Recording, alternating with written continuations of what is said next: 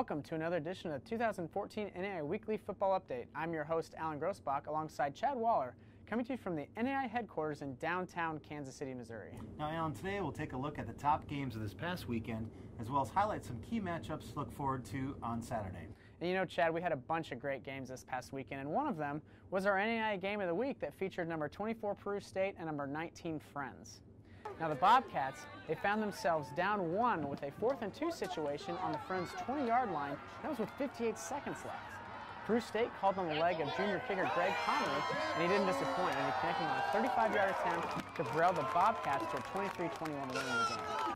This was the 3rd field goal of the day for the Harlan, Iowa native, and it also earned him Special Teams Player of the Week honor, so a great performance by Peru State and by that junior kicker. Of course, yes, and now we shift gears to another thrilling finish that showcased teams from the Kansas Collegiate Athletic Conference and the Heart of America Athletic Conference. Was number 5 Baker's 31-30 win over number 15 Sterling.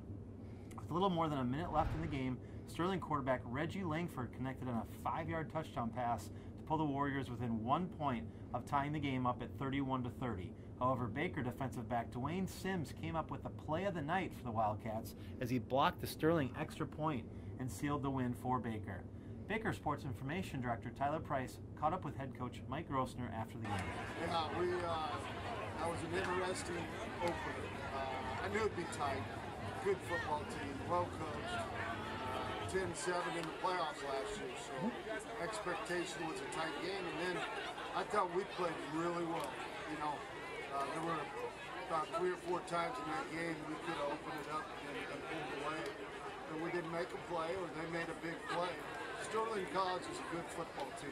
They're a top 16 team, and they gave us all we wanted, but I'm proud of our guys playing 60 minutes of football.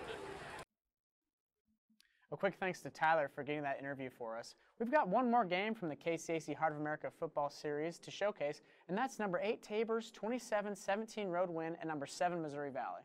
You know, Chad, when teams coached by Mike Gardner and Paul Troth are on the field, there's going to be defense, and Saturday was no different as the two teams combined for 10 turnovers in the game.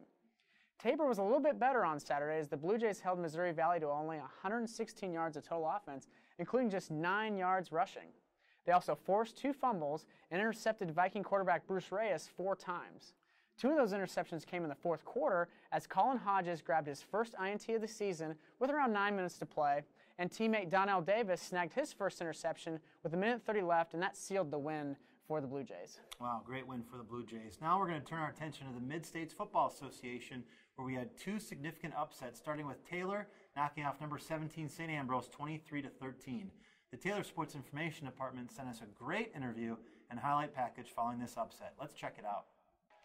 Keith looking left, will throw a go route wide open, caught at the end zone. Is Griffin Lowe as he streaked up the far side from that left side slot position, and Taylor leads 8-0 on a beautiful touchdown toss from Keith to Lowe. Great to be home and get what in a sense is a league win. They're a crossover team, so it's an MSFA team that we played, and it took a total team effort. You know, the defense carried us really well in the first half. Special teams as well, kept them pinned down, blocked the punt, did a number of things really well defensively. And then offensively, we had some timely scores in the second half, and you know, that really helped us put together a team effort and a team production. So proud of the guys, proud that they kept fighting. A couple rough patches late, you know, when it became one-dimensional and they kept throwing the football, and they got to put a score up on the board late, but proud of the guys that they kept fighting, kept coming. We had some timely sacks in there and the turnovers. You know, the turnovers, what can you say about those? That we did a great job stealing the ball from them, and did a relatively good job. I think we only had that 1 turnover. Now this is a significant win for the Trojans, who have now knocked off 2 top 20 teams in the last 4 games, dating back to last season. So a great win for Taylor. The last game that we'll highlight is William Penn's historic win over number 6 St. Francis, Indiana, 28-27 this past weekend. This is the first time in 7 tries that the Statesmen have knocked off the Cougars. Offense was at a premium in the contest as the two sides combined for 860 yards of total offense, including 504 yards by William Penn.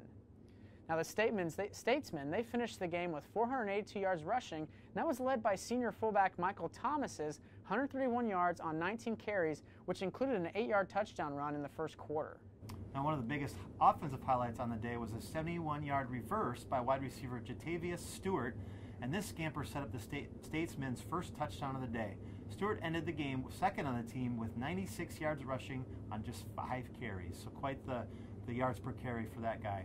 Defensively, William Penn forced 3 St. Francis interceptions, including a pick late in the fourth quarter to seal the victory for the Statesmen. Now, the first regular season edition of the NAIA Football Coaches Top 25 poll was released earlier this week, and in case you missed it, Grandview held strong at number 1 for the 4th straight poll, while there was significant movement throughout. Strong starts propelled Baker, Tabor, and Rocky Mountain into the top 5, while Southern Oregon made the largest jump, vaulting 13 spots from number 22 to number 9. 2 newcomers also joined the top 25, in number 20 William Penn after the big win against St. Francis, and number 25 Eastern Oregon. Now we shift gears once again, Chad, and we start looking at the upcoming games for this week, and we had 4 top 25 matchups that were featured in the NAIA Football Game of the Week Facebook fan vote. And those contests were number 7 Carroll and number 5 Rocky Mountain, number 18 Northwestern Iowa and number 15 Dakota Wesleyan, number 22 Peru State and number 13 Missouri Valley, and lastly it was number 12 St. Francis, Indiana at number 25 St. Ambrose. And just like last week, it was really a close vote in the Facebook fan poll, and the game of the week features a top 10 matchup between number 7 Carroll and number 5 Rocky Mountain. Now this is a Frontier Conference contest of 2 teams with opposite movement in the recent poll that was announced earlier this week. Rocky Mountain climbed 4 spots in this week's top 25, while Carroll slipped 5 positions. Rocky Mountain is tied for the NAIA lead in wins with a 3-0 start after a 36-18 victory over Montana State Northern over the weekend. The Saints rebounded from a season-opening loss to then number 22 Southern Oregon and rebounded with that 38-10 blowout over Montana Tech on Saturday. You know, Chad, looking at the all-time series, Carroll owns an 82-15-2 record against the Battling Bears. Rocky Mountain's most recent win came on November 3rd, 2012. Now, in last year's contest, Carroll took both meetings, but by a slim margins of only 7 points and 2 points. In the last matchup in November, the 2 teams combined for nearly 1,000 yards of total offense, and there were 2 stars that we'll talk about here in a second, and they were running back Dustin Rinker of Carroll and quarterback Bryce Baker of Rocky Mountain. Now, Rinker compiled a season-high 220 yards rushing and 1 touchdown, while Baker completed 31 of 46 passes for 394 yards, 4 touchdowns, and most impressively with that many attempts, no interceptions. So a great performance by those 2 last year in that meeting. Now we're going to break down Rocky Mountain and how they've performed this year, as the squad holds its highest ranking since 1999. The impressive thing about their 3-0 start is all of those wins have come on the road this year. The Battling Bears come home for the first time Saturday, and they enjoy a distinct advantage playing in Billings. Since 2012, Rocky Mountain is 8-2 at home, and in those 8 wins, the team has won by an average margin of 24 points. So it's evident the offense scores points, and the team rallies around their home crowd when they're playing at home. Now Baker is again having an impressive offensive season as he ranks 7th in the NAIA in passing yards per game and 15th in total offense.